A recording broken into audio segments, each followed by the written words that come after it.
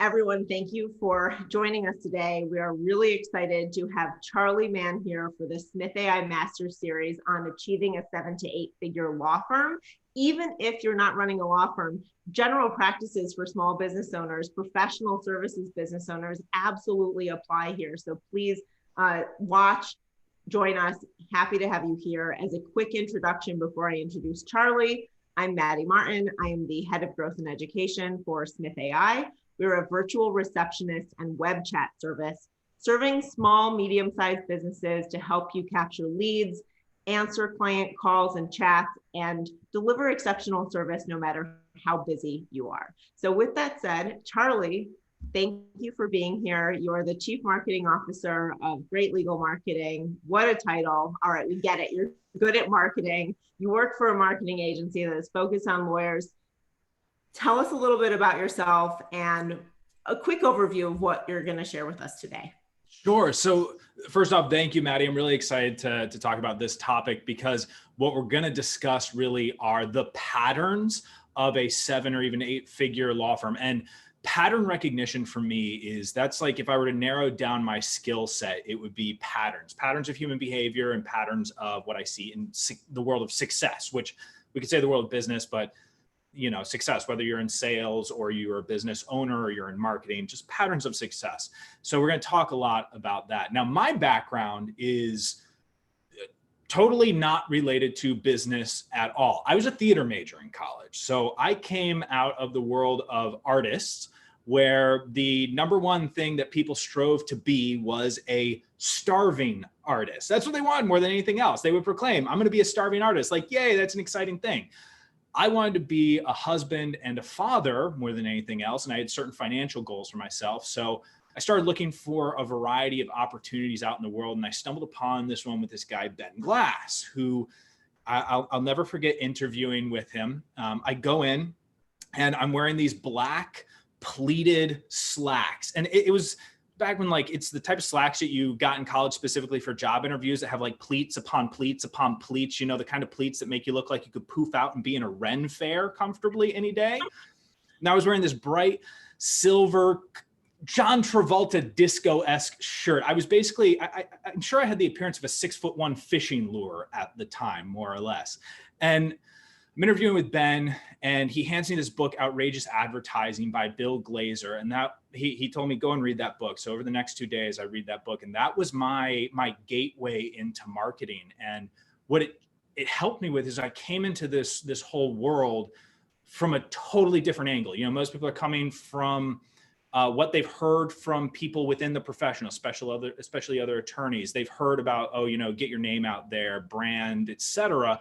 And I came from this world that just was given to me of direct marketing, of let's do stuff that first and foremost produces a new client. The same idea of, this is one of the reasons I like live chat, is its whole directive is not just to have a conversation, it's to produce a client. So that's really the genesis for me within marketing. And then fast forward 10 years later, and now I sit in the spot of coaching through a private client program and through a couple of mastermind programs with Great Legal Marketing, coaching attorneys on not just the marketing, but the operations and the finance patterns that take you to that 7 or even 8 figure level. So that's what we're going to be talking about during all of this. And I'm really excited to be sharing this information because some of it comes hot on the heels after we just did our annual event this last week. So I'm triple fired up right now. Awesome. That's fantastic. Well, so let's get started with the evaluation, right? You have no idea what you can achieve unless you understand your starting point, your foundation. What are you looking at right now? What is the current lay of the land? How do you evaluate it? And how do you do what you call a self-diagnostic? Yeah, and this is great because every attorney can perform a self-diagnostic on their firm. And I'm going to go ahead and give them the tools to do it right now. So in looking at patterns, one of the number one things I started to notice, and this really holds true in law firms, but it definitely works in other professional practices and some other business models as well, depending on where you get your profit margins from. A good professional practice should be fairly high profit margin yield. So the number that we're going to look at first is revenue per employee. because this is one of the great ways to look at a firm. And I can quickly kind of diagnose a firm. Where are they at and where might they be going? Are they currently in turtle shell high profit mode, or are they in entrepreneurial drive mode? And we're going to talk about that in just a second. So I'm going to go ahead and break down some of the numbers right now. So let's go ahead. And for those of you who have a six-figure firm in the low six figures, and there are a lot of you starting out, we're going to start there and we're going to build up. So if you have less than $500,000 per year in annual revenue, so if you're projecting to the end of the year, $500,000, your per employee number should be in the range of $80,000 to $120,000 per employee. So let me define an employee, right? Like, what is that? Well, first off, an employee counts as you. So Maddy, if you own a firm you're the attorney, and you've got 2 staff members underneath you, and you're running at about $300,000 per year, you're right in the neutral zone on this. And I can look at that and I can go, I can work with that. On the other hand, if you had those 2 employees and you're running at, say, $210,000 per year, I know that you, Maddy, are not entirely happy with your practice, because low profit margin, because let's be honest, you're going to pay those people, let's say $40,000, bringing us down to $130,000 out of the practice, which then we're going to take out whatever needs to be done for operations to actually run smoothly. We're now under 6 figures, and you're going to pay taxes on those 6 figures. You're bringing home $60,000 to $70,000 as the business owner in a professional practice. It doesn't delight you. With no marketing expenses, with no business memberships, with nothing sort of ancillary or auxiliary to your core business needs and your fixed costs. Absolutely. So if you want to grow at that point in time, growth has to come one of 2 ways. Either you're going to put more time into it, and are you already working a 60, 70-hour week? And we have to figure out how to better leverage your time. Or is it that you have not properly organized your operations with your people? And let's have a very frank conversation of, one of those people might not belong. You need to be responsible enough as a business owner to make that decision. So that way you can now grow the $500,000, million, $2 million practice, where you'll employ a lot more than those 2 people. So always remember, what's your future when you grow the practice? So let's say you're above the 500,000, you're in the 500,000 to the $3 million range. In there, this is where we're looking at 125,000 to 175,000, with the sweet spot being 150,000. So going back into who's the employee, because now we're at the point where we might have a bookkeeper, we might have an offsite receptionist, we might have a virtual assistant. We've got some people who might be part-time patching together. When we're analyzing this, if I'm looking at a firm that's at, say, $1 million even, which, by the way, $1 million, it should be about 7 employees. For those who are trying to do the quick math, $1 million is about a 7-employee practice for a law firm. Can you stretch it? Yes, I've seen examples of people who have 4 employees and they're stretching it crazy thin, but they can't grow because all manpower is already in use. So if I've got a bookkeeper who's working 20 hours on the month, I've got a virtual assistant who's adding another 40 hours on the month, et cetera, those people get grouped together in my employee pool because they are serving that role for me. Do I have an SEO specialist who's putting in 20 hours a month for me? That's all part of that revenue per employee model. And so what we're looking at here is, if I'm talking to someone who's in this range and they're doing $125,000 per employee, so they're on the low end. So if you're watching this right now and you're thinking to yourself, ooh, I'm like at that 130 mark. I'm 1.3 million on 10 employees. My hope, and this is where we get deeper into the diagnostic, my hope is that the reason for that is that you are pursuing more right now. You are in heavy growth mode, and you're working with your numbers in such a way that, yes, you're a 1.3 today, but organizationally, you're operating as if you're already in that 1.8 range. You have the structure that you could handle $1.8 million in revenue operationally. So you could take on the caseload necessary to achieve that. So Charlie, you're saying that with either your systems or your staff, that you actually have room to breathe and grow, even if you have that 1.3 million that you're experiencing with 10, there's actually a bit of room even to capitalize more on those resources than you're currently utilizing. You're not at full utilization so that you can take on that growth. Yes, exactly. So if you've got those 10 employees, basically the assumption would be, like, oh, I've early hired a paralegal because I know I'm bringing in the business that paralegal will do. I just don't have it today, but my marketing is accelerating. I've added new tools to my marketing toolbox, and I'm going to bring in. The worst thing you can do is achieve what I've called death by success, which is where your marketing is so good, but your operations can't keep up.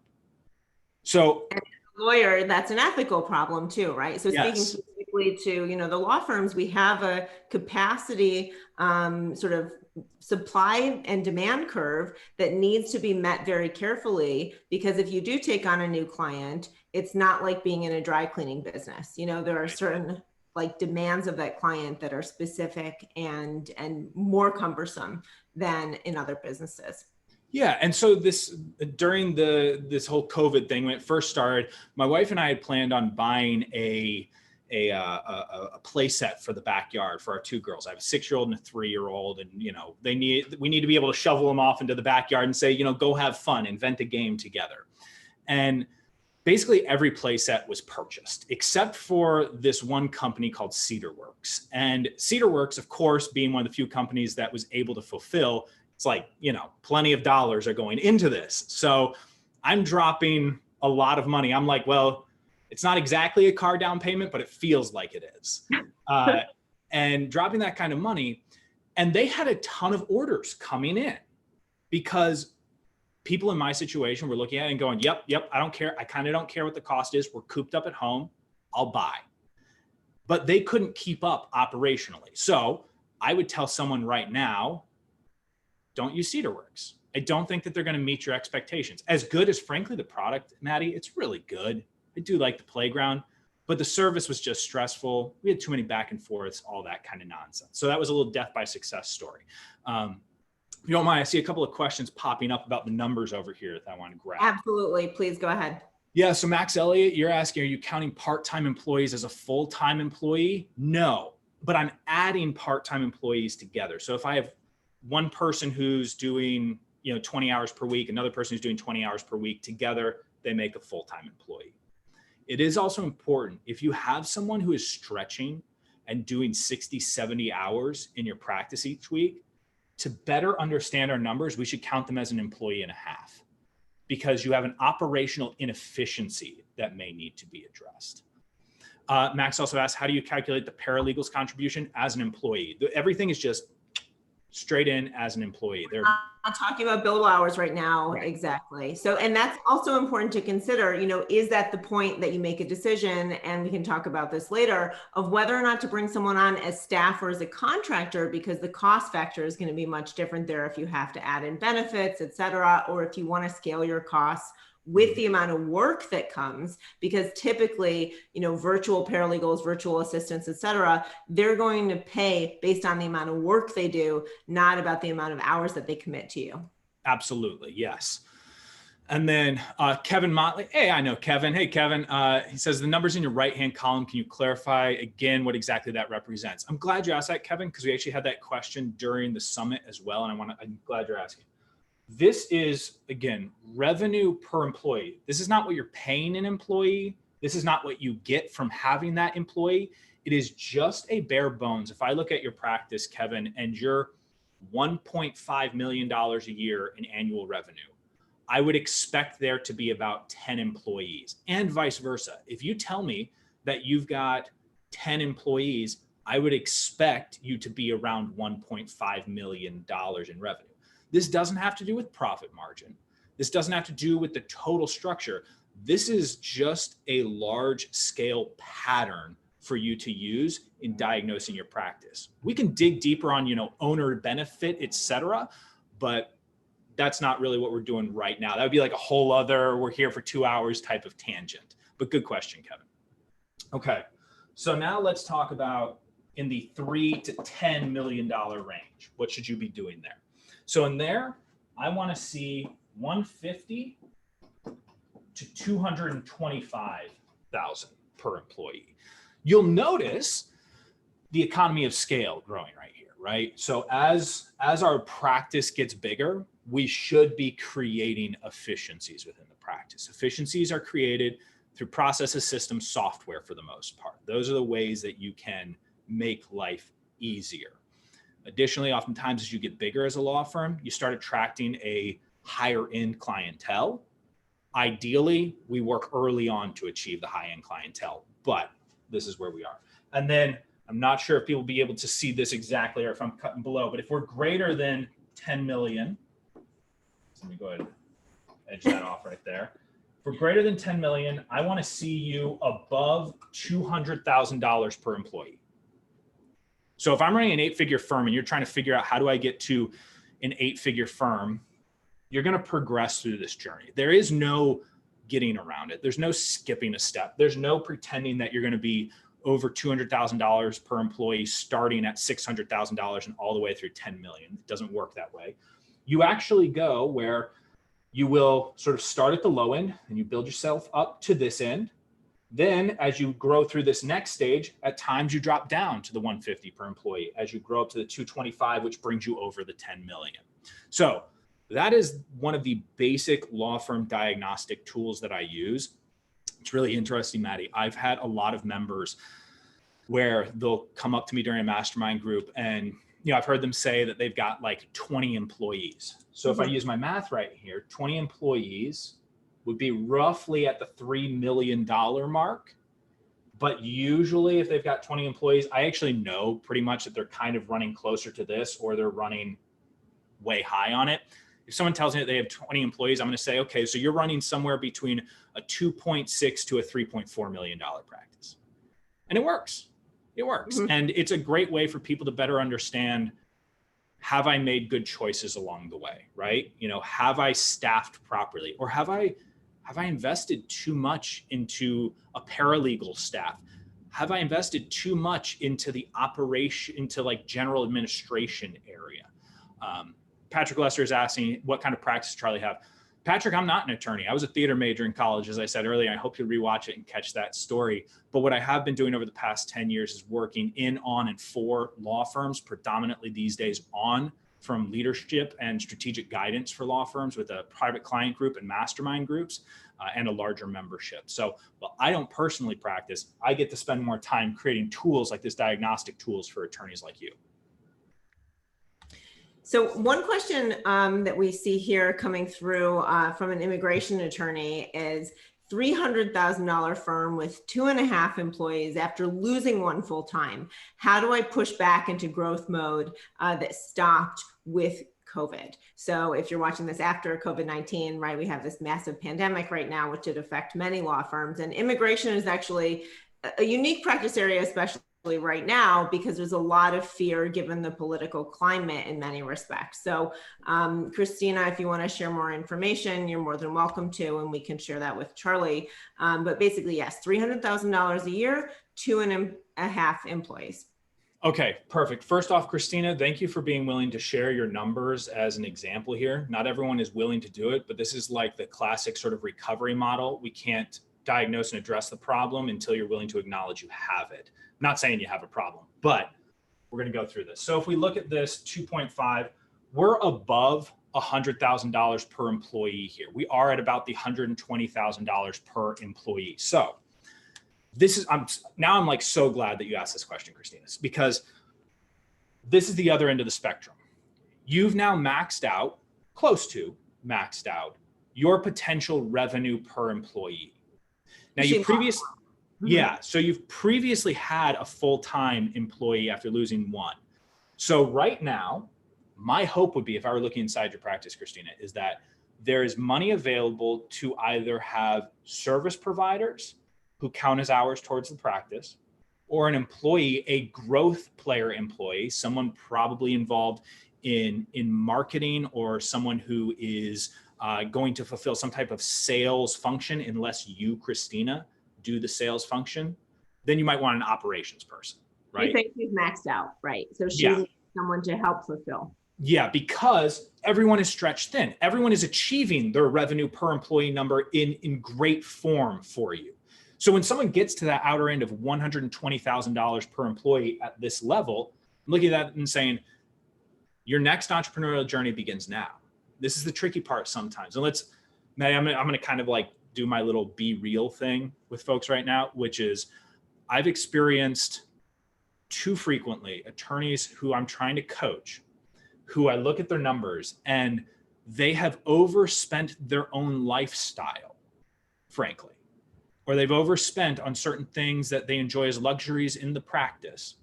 So much so that they are too scared to make the next jump because they would have to stretch themselves again and they would have to take risk again.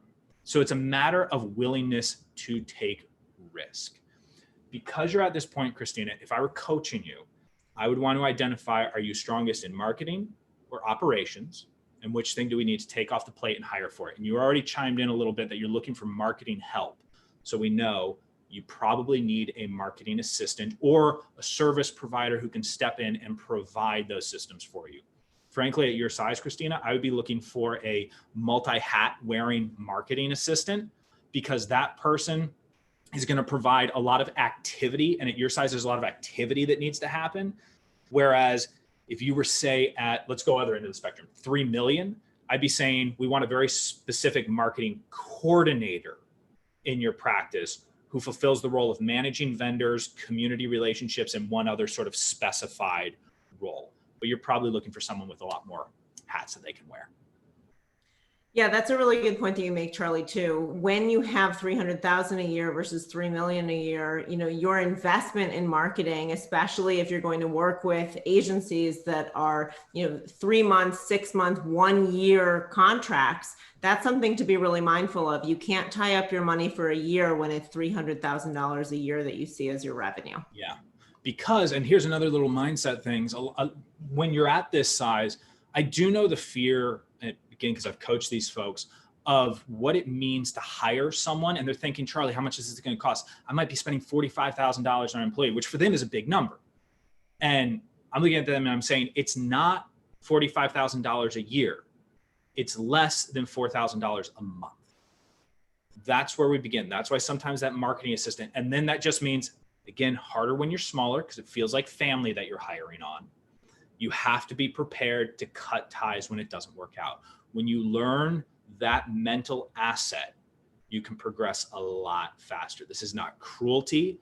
This is making sure you facilitate the best life for yourself, your family, your team members, and then ultimately your clients. So let's talk about mindset a little bit. You know, when we were chatting and preparing for this, you know, you were mentioning that there are some things that hold back a lot of law firms, and these are just really common issues that you encounter time and time again when evaluating law firms and what's holding them back. So what are some of the mindset? What are some of the scenarios? What are some assumptions that just aren't right that block growth? Yeah. So we'll start with getting to 7 figures, right? So what's the thing? And it's 2 different, very distinct areas. We actually just redeveloped our programs. One of our programs addresses getting to 7 figures. The other one addresses multiplying 7 figures and then a practice that runs itself. So in getting to 7 figures, the most common things that I deal with are, and this is the number 1.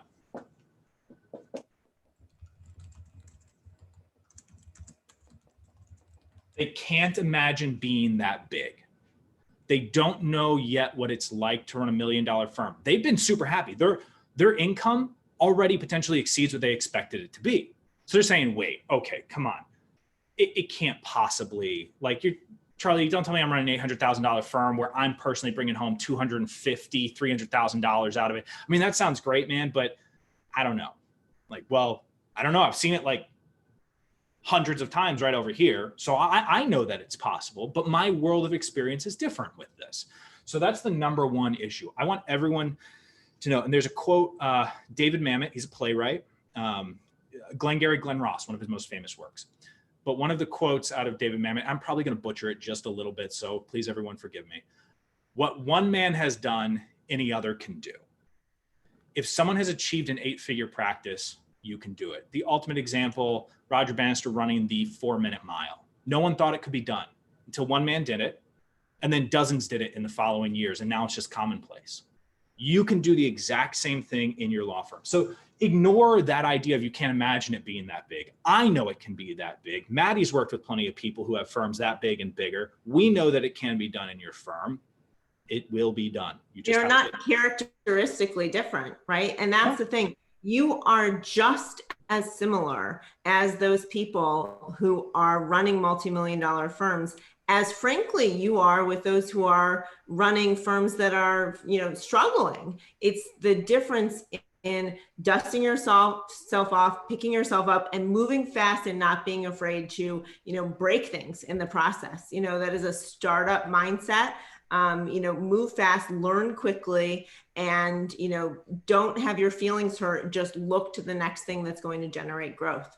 Yeah, absolutely. And look, I've been inside the firms that have done this. I also, within my scope of growing in great legal marketing, I've launched plenty of new verticals that had to start from nothing. I've been at this point wondering how I'm going to staff them, how I'm going to make it all work. And I know that type of risk. I understand it. The other thing that I see a lot of is a problematic pace for hiring. When you're smaller, hiring becomes kind of a bigger deal. And the most common hiring decision that people make is, well, I'm going to wait until I have the work available. Then I'm going to hire a paralegal to help me with that work. And I often try and get people to kind of rethink that process. What if instead we hire people services that are going to propel more people into the practice? Then you can figure out operationally how it's done. Because truth be told, it's a lot easier to find a paralegal who can step in and at least do a competent job than it is to find a growth player like a marketing director, marketing assistant, marketing service provider that can make all of that magic happen for you. So we get caught up in the pacing of our hiring. And all too often it's, I'm going to hire when it's the right time. There's no such thing as the right time. It's either now or later. There is no right time. Circumstances will be the same 6 months from now as they are today, as far as I'm concerned. So you make the decision now and you're happy you did it 6 months from now, or 6 months from now, you're making the decision and delaying your gratification. Those are the decisions you're making. So Charlie, I want to bring up one question that we have one attendee here who's saying, I really don't think that it's hiring more people, but actually getting the right clients in who can pay my fee. I am being basically beaten by 1,000 little teeny tiny bats where, it's not just that one client, sure, I'll help you. Oh, you can't pay my fee. No big deal this one time, but times 1,000 clients is a really big deal. And you spend a ton of energy and time on the clients who you're not even really making money off of. I mean, you are at the end of the day, not making a whole lot of profit. But at the same time, you don't see the other clients who are willing to take that not so great client's place and pay you more money for your time. What do you do in that scenario? How do you attract the right clients? First thing I do is I double my prices. I know that sounds cavalier. And by the way, Marie, since you were chiming in about this, please, if you could share your practice area, that might help give some context. Because I get it. You're in bankruptcy maybe, or you're in Social Security disability and fees are still relatively fixed. Totally understand that. But in most practice areas, doubling costs or doubling prices.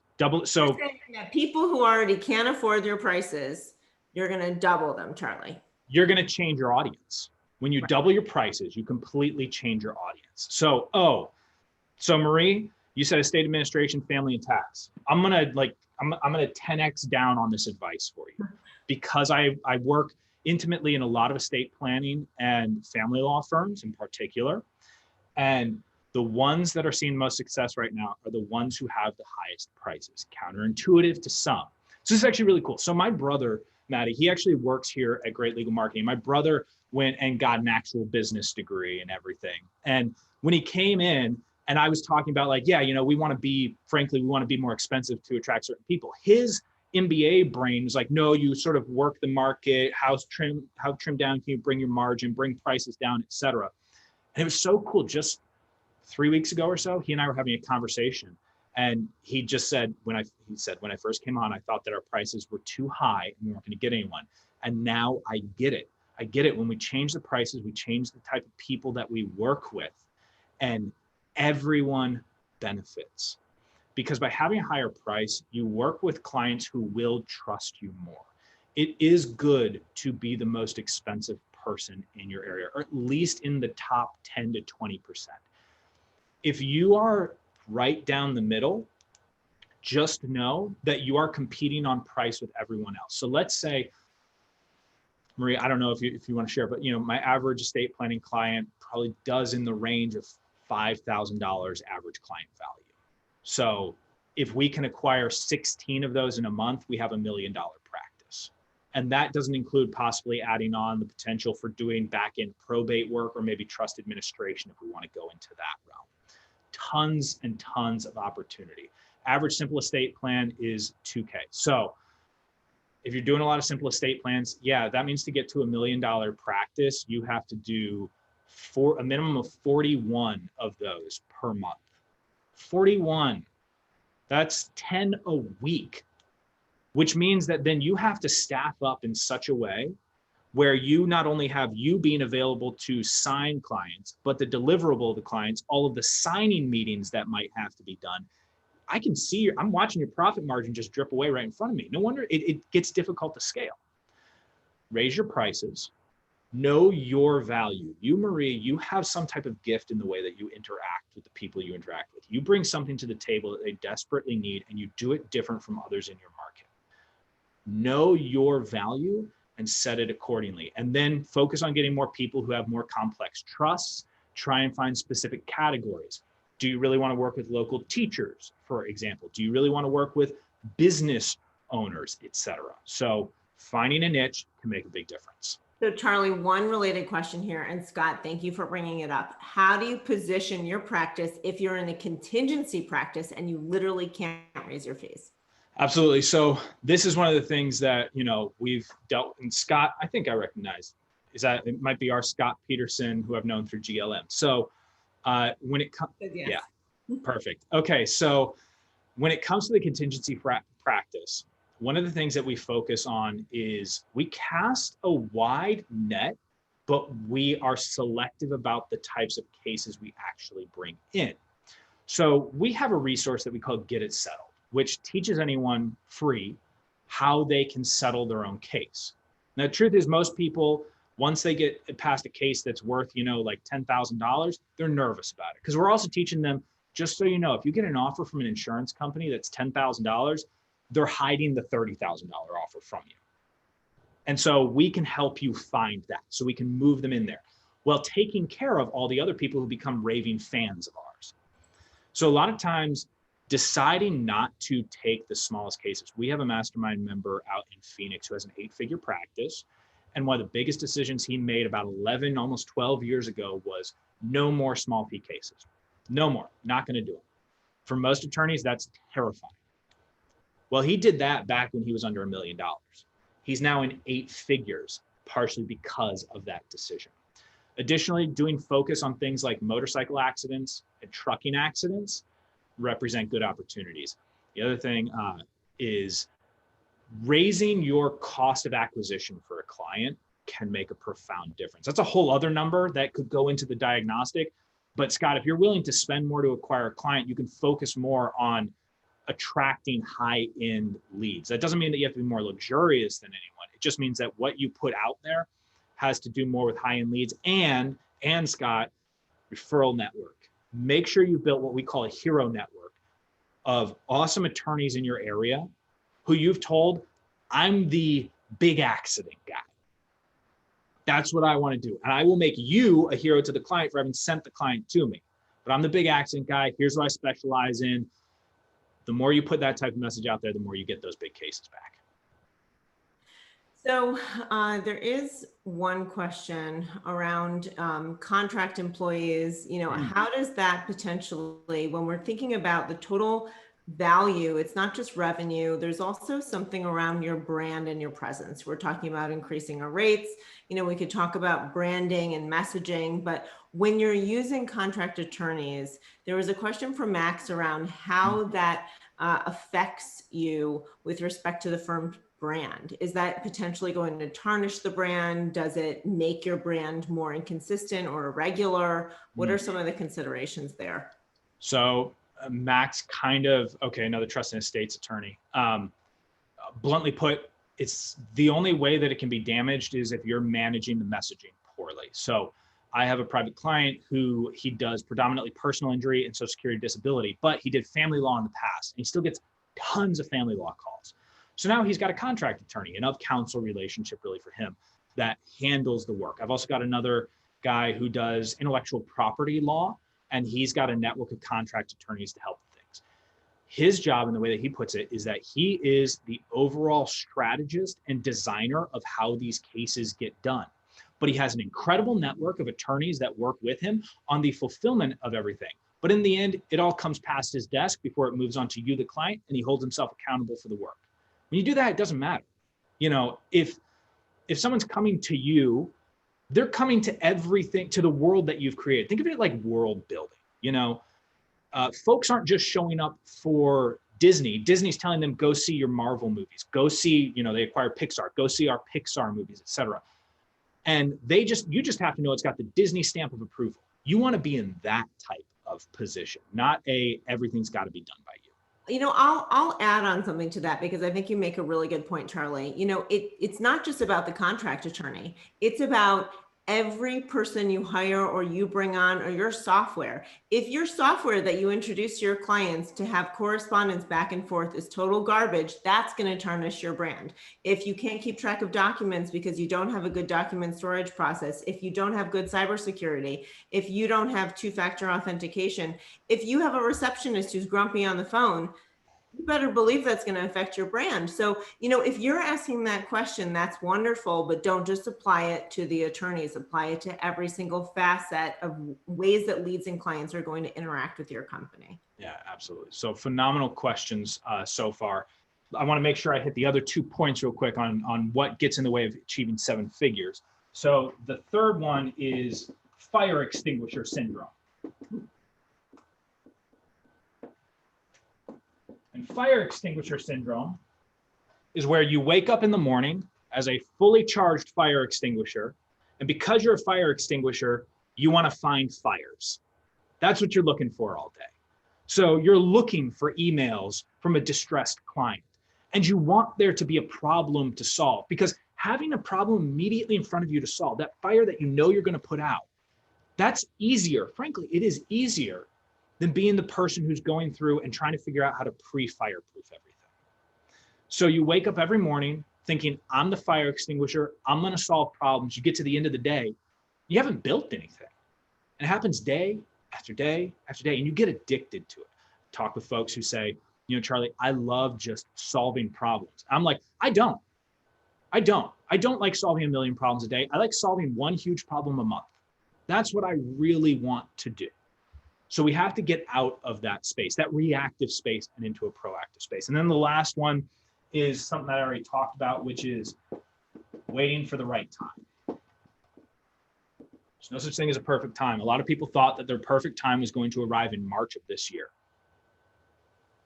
Well, March decided to hand different plans down to us. And if you didn't start building before then, and you're the type of person who said, I'm waiting for the right time, I think your right time might take a while. I don't know that it's ever going to come. Or never. Yeah. Exactly. And what do we see so often? It's not just the right time, Charlie. It's also perfection as an objective in any way. If you're doing this work that you should have delegated to your paralegal, if you're answering your own calls, if you are hemming and hawing about which practice management solution to use, and you've got 10 different proposals on your desk, and you've watched every demo and you've talked to every salesperson, guess what? The thing that's hurting you most is the indecision rather than picking the wrong software. Not having any software is worse than having, the software that, maybe down the road you have to switch to a different one. But isn't it so much better that you just picked one and you got started? Yes. Isn't it better to just have the paralegal get the work to 80% and then you come in and finish the rest of it? Yes. You have to delegate some of this stuff out, whether it's software or actual work and services. That the objective of perfection is going to hold you back. We see that all the time. Yeah, done is better than perfect. Very just, have it done. So another syndrome I like to talk about is 90% syndrome, is getting things 90% of the way there, but never pushing them across the finish line. How many of us have outlined an email campaign or put together that pamphlet that we were going to do, or jotted down the new system for how cases move through the practice, and we got real excited, but never actually hit the market? That's the difference between those who are high producing, successful people and those who are not. I've said recently, it's great. I hope everyone's taking awesome notes on this, but I will say openly and honestly, I don't care how many notes you're taking. I care what you do after this is done. That's the most important thing for me. And when it comes to, I'm so glad you brought up case management software, just because there are a lot of great folks out there. There really are. You have to find the right one for you, and find one. And if you have to change in 3 years because you're growing and operationally you're different, that's okay. Find another partner.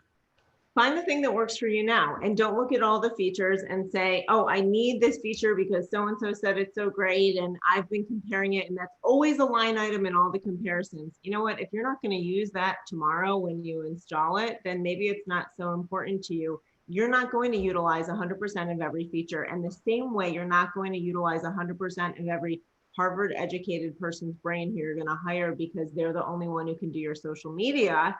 Like, let's get standards aligned with the payment and what the delivery is.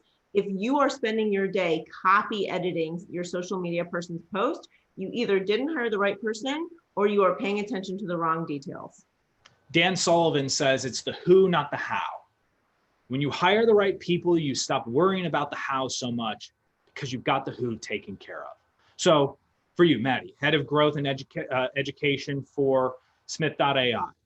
I'm sure that you have a lot of leeway to put together the education program because they've got the right who in that space. So they don't have to always dictate to you, it's got to be this, it's got to be with these people, it's got to be at this time. They just trust you're getting it done. They look at what is this bringing in, and they don't have to worry about it as much. Makes life easier. Put the right people in place and let them make the decisions. You may often find yourself saying, I can't possibly scale to $1 million firm because I don't have the ability to let my team run on their own. They need so much hand-holding. I'm constantly dealing with management issues and I'm overseeing everyone and just managing them and editing their work and fixing their work. It takes me so long. They never understand. They never take advantage of my training. And I ask, are you letting them be problem solvers? Are you teaching them why you're making certain decisions? Or are you just walking through a decision tree with them? Because the problem is life doesn't present decision trees to you. So if all you're doing is training them how to walk down path A or path B, what do they do in path C? Because path C is going to show up. If they're really good decision makers and they understand the goals of your firm and how you work and what you want to get out of it at the end of the day, then when they're facing path C, they will come up with a solution that is aligned with your goals, present it to you, and you will be so pleased to see that they were well trained, right? Yeah, when they know, like lots of companies will say things like, if it costs less than $500 and makes the client happy, consider it pre-approved. So that way you can just make that decision. We have a mastermind member who says that his guiding light for his entire firm is ultimate customer delight. And everything that they do operates around that. So that way, whatever you're doing, if you come to a point where you have to make a decision on your own, go with the one that leads there, because they've heard frequently enough from him that that's what it is. And that also means if you make a decision that that person says is wrong, you get to say, I was doing it because of ultimate customer delight, just as you taught.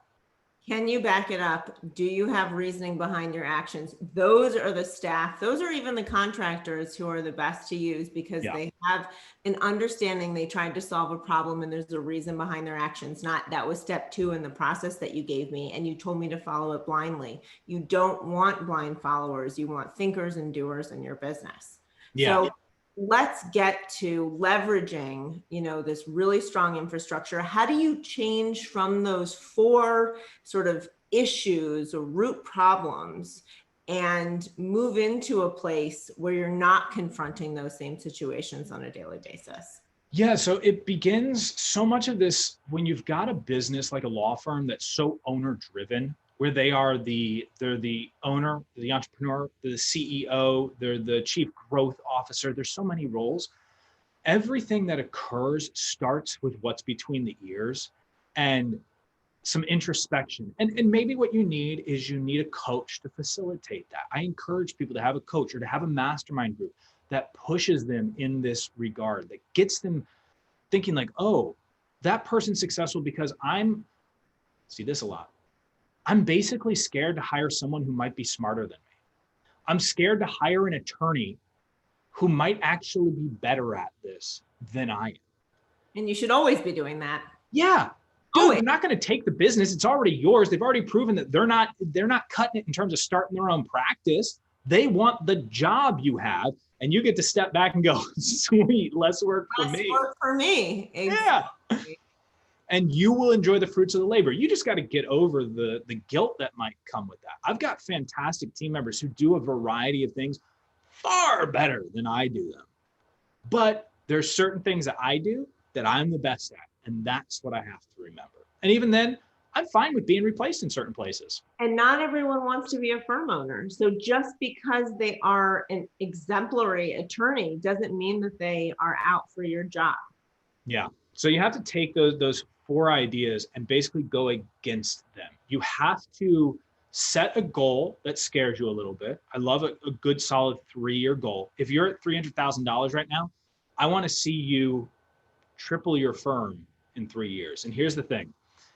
I know exactly what some people just said right now. I'm not going to get there. Nope. Nice try. I'm not one of those magical 3X people. I'm not one of those 10Xers, 2Xers, whatever. I understand. But if I set your goal at 800, 900, a million, then what we have to start doing is planning for that type of success. What are the people that are required? What are the marketing resources? How many clients at what average client value need to come in each month? I have my roadmap to achieve. And if you get to the end of 3 years and you're looking at it and go, I was going for 900, I got 600. I'm not bummed. You're 2 times what you were 3 years ago. That's phenomenal. But it begins with, because if you set, then I personally believe that if you had set that $600,000 goal, you would have achieved 400,000 and you would have only added a third. Yeah.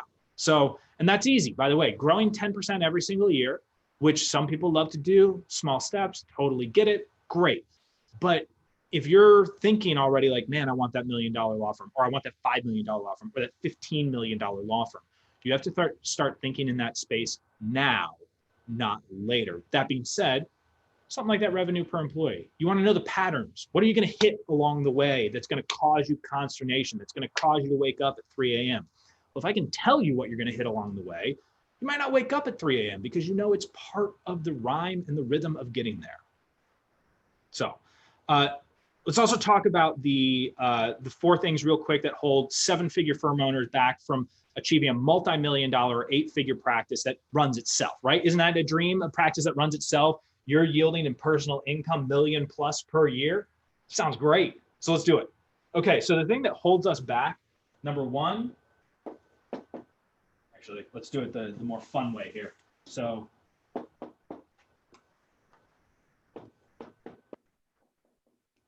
I love the status quo. People get really locked in on their status quo. Like I said earlier, even the below 7 figures, they've already spent the money.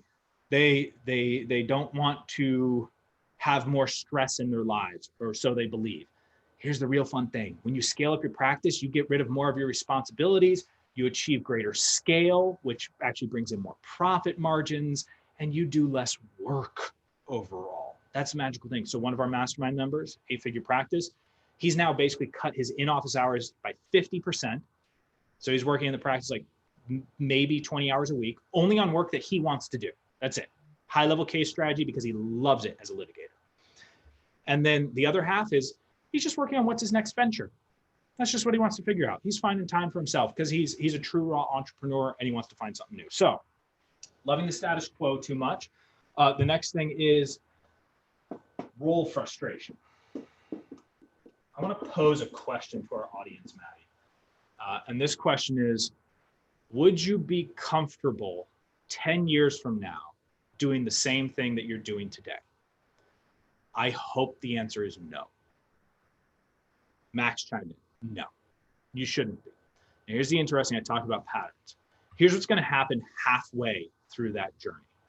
About 5 years, you're going to have frustration with your role, whether you're a growing practice or staying in neutral practice. This happens, guaranteed.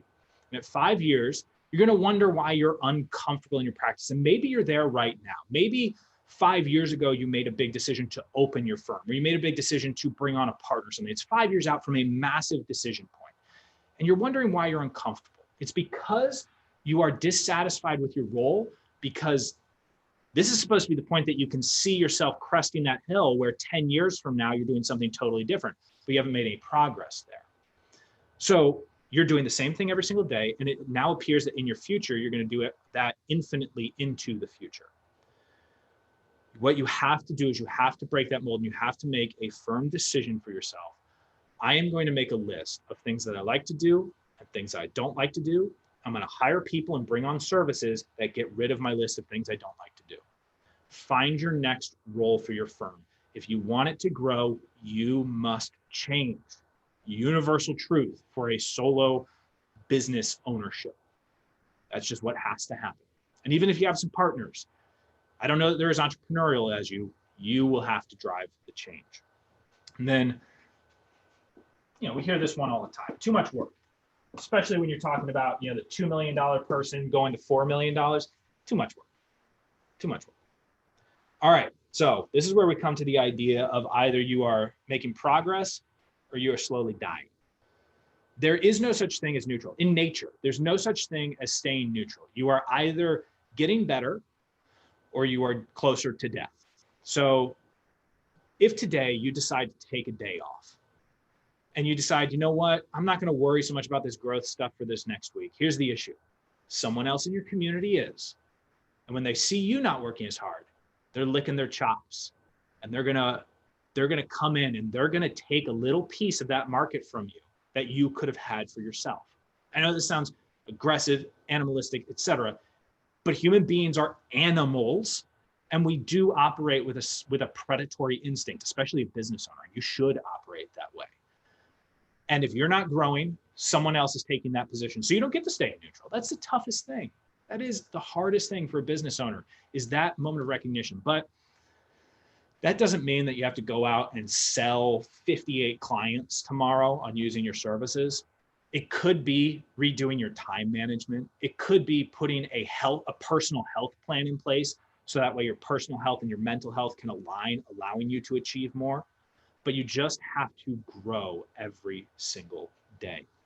And then, Charlie, one thing I'll just tack on there as you're finishing that thought, starting a new one. When you take a day off, if you have your system in place, that doesn't mean your firm stops moving, right? So the other thing that we're sort of saying underlying here is you should make yourself non-essential to the day-to-day of your firm. If you want to take a vacation, if you want to spend more time with your family, or if you have another venture that you're spinning up, whatever the case may be, you deserve some time off. Your team will get time off too. They'll have their own scheduled time off. But when you are not there, things need to keep moving. So of all the roadblocks in your day, are you starting to ask people, and I personally do this as a manager, I'm really drinking this Kool-Aid more so now than ever, especially with everyone remote. If you see things that they should have caught before they present it to you, do not even give them feedback. Give it right back to them and say, you've been trained on this. Please go fix it. You know how. When it's ready for me to review and you have fixed the things that you know how to fix, then I will review it. But do not give them the lenience of leaning on you more than they need to. It's really important that they understand the value of your time and they understand your role in reviewing work only as you need to play it. Phenomenal advice. I love that. If you've built that idea, you've built the system, you should be able to hand it back with no words necessary. Phenomenal advice. And then let's talk about vacation, because it sounds like, based on what I just said, you should never take a vacation. So here's the thing. If you're running a practice and you've been hustling and grinding for such a long time, your fuel tank has stayed at like a steady next to E, when it gets to E and just kind of teetering there. I don't know, in my car now, it's got that electronic indicator, so you can't really watch the dial go down as much. But when it gets down to that point, most entrepreneurs get to this period of they're only adding one more gallon to their tank. So they can only move another 15 miles down the road. What we need to do at that point is knowing that if I, the entrepreneur, am the biggest influence on my business, I need to take 2 weeks. and I need to recharge. And here's the thing, I need to have the system in place that way I can actually recharge. Not that I'm on my email the whole time putting out fires because I'm addicted to the fire extinguisher syndrome, but actually making progress by stepping back. But you got to have those systems in place. And then the last thing is the belief that only I can, whatever. Oh, no one makes better decisions about a personal injury case than me. No one negotiates them better than me. Do you know how many people negotiate personal injury cases to excellent settlements every single day? Like, no offense, but it's not only you. There are other people who can do it just as well. And scarily enough, there are other people who might be able to do it better. So find those people. Stop believing that you're the only one who can. And this truly, when you're multiplying in 7 figures, almost more than anything else, this is the hurdle, the belief that only I can sell an estate plan to a client. Only I can properly handle the signing meetings. Only I can do whatever it is. Only I can train new employees. Every single one of those has been overcome by a nearly infinite number of businesses past years, including law firms. This is simply untrue. The other thing that we often see, if you are a solo owner, is that sometimes it is the best possible thing that you can do is to bring on a partner who is complementary to you, who wants to be more in the back office while you're going out and making it rain. You are on social, you are networking, you are the extrovert and you have an introvert, or you have a business manager who is really good at operations and admin. So if you find that you are, when you're making that list of my likes and dislikes, and your likes are really in one certain camp and you don't want to look at bookkeeping or HR or admin or practice management software or any sort of automation, don't talk to me about Zapier. Like, find someone maybe who can be really great at that. They don't have to be a partner, but we have seen many models where it works, where they are a partner because they have a big stake in making that side of the business run. Yeah, you have the entrepreneur partner, the technician partner, or you have the CEO who's an attorney, and you have a COO who maybe comes from a manufacturing background. I've actually seen that relationship work out really, really well. We had some folks up in Ohio, law firm, brought on a COO who had a manufacturing background. He looked at all of it like widgets, just widget 1, widget 2, widget 3, etc. And outputs, right? Exactly. So we have 3 minutes left. I know. We have to get to this big factor in building the firm that if you will ever hope to achieve. What is that massive factor that we've been waiting for?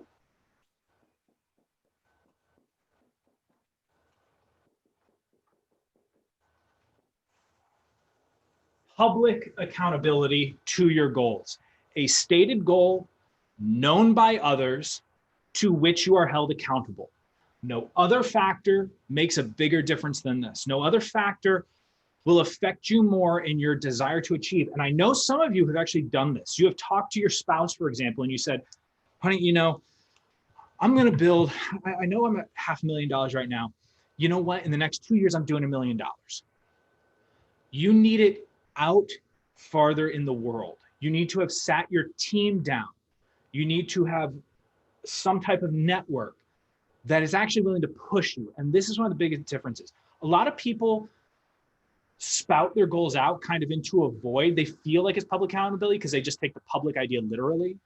But you need to then have someone who's going, well, why didn't you? Why didn't you? Man, you said you were going to get that new website launched. Why didn't you? What's the holdup? And real quick, regarding the holdup, what are the 3 things that you can do in the next 30 days that will push the ball forward that are 100% under your control? And you got to have someone who's doing that, who is pushing you. We just had someone say, I always said that, I want to be a lawyer less and a business owner more. Yes. And look, set those goals, sit down with your team and tell them where you're going. Tell them your 1, 3, 5 year trajectory. Tell them what it's going to look like. Tell them there's going to be changes. Get them prepared. Some people are going to get scared and they're going to run for the hills. So be it. We're going to find people who are totally on board. We're going to get growth players instead of role players. But this one amazing factor makes a difference. And Maddy, I didn't necessarily believe this in the past. I thought that this was just guruship. This was just, coach speak, etc. And then I started making my goals more public. And as I made my goals more public, and for me, some of them were physical fitness goals. I told people that I was going to lift X amount of weight. And I told people I'd be able to run a mile under X time.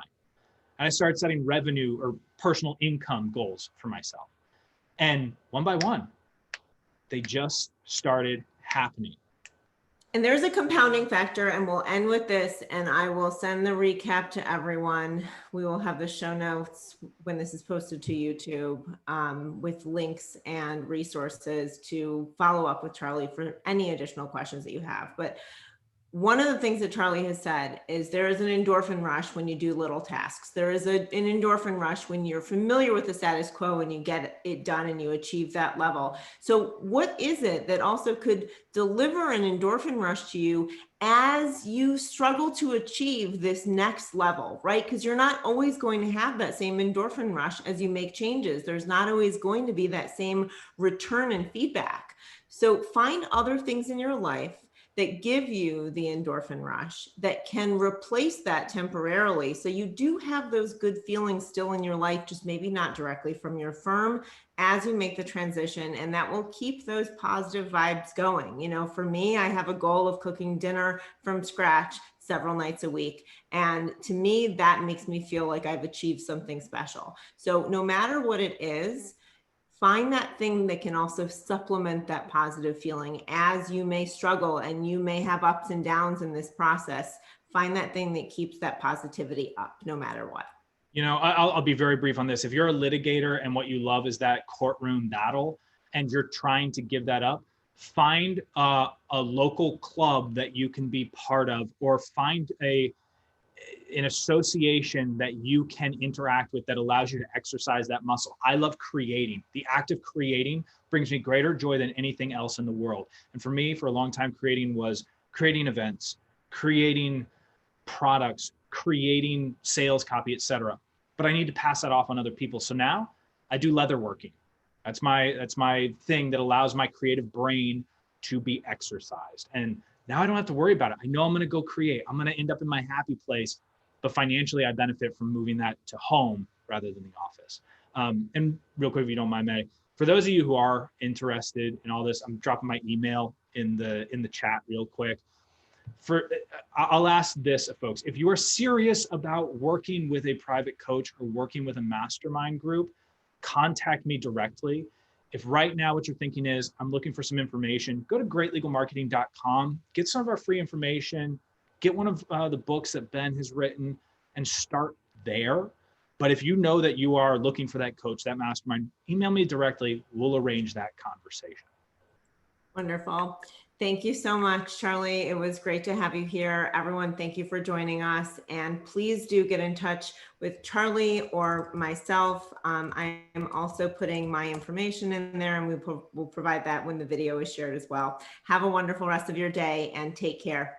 You too, Maddy. And GLMers, please go check out Smith.ai, okay? Thanks, Charley. Awesome. Thank you, Maddy. Bye, everyone. Bye.